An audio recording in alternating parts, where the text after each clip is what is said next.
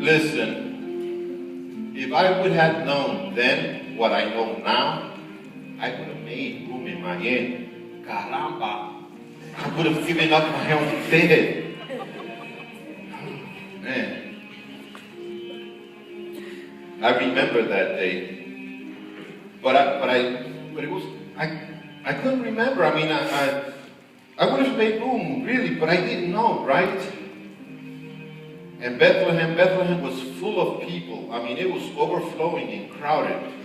You know, the government was asking everyone in the whole world to go back to their hometown and to register.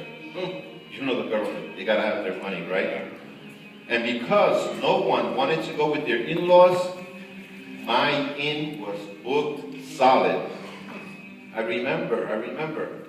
My place was full and overcrowded with people even before dinner. And 2, probably maybe 3.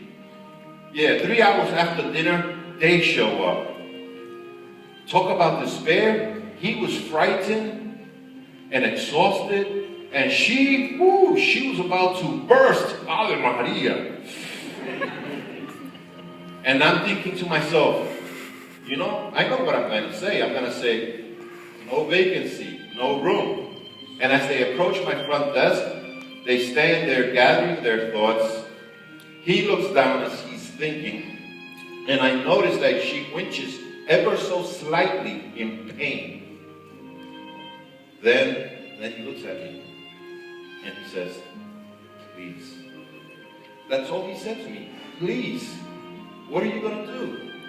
And then it occurred to me, when I was 5 years old, I was setting the table for my mother. And then I noticed that she has 1, 2, hey, Mom, you got 1 too many plates on the table. And she says to me, well, you never know who will come your way. And I said, what? ¿Qué? And she walks up to me, and emphatically she says, you always make room. You never know who God will bring your way. So I looked at them, and I say to them, listen, I don't know where I'm going to put you. We don't have no room, but we'll make a way. And we made a way. It was not the best place in the world, but that's all I had to give. And my mom was right.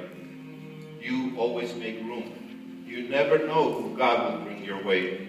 You always make room.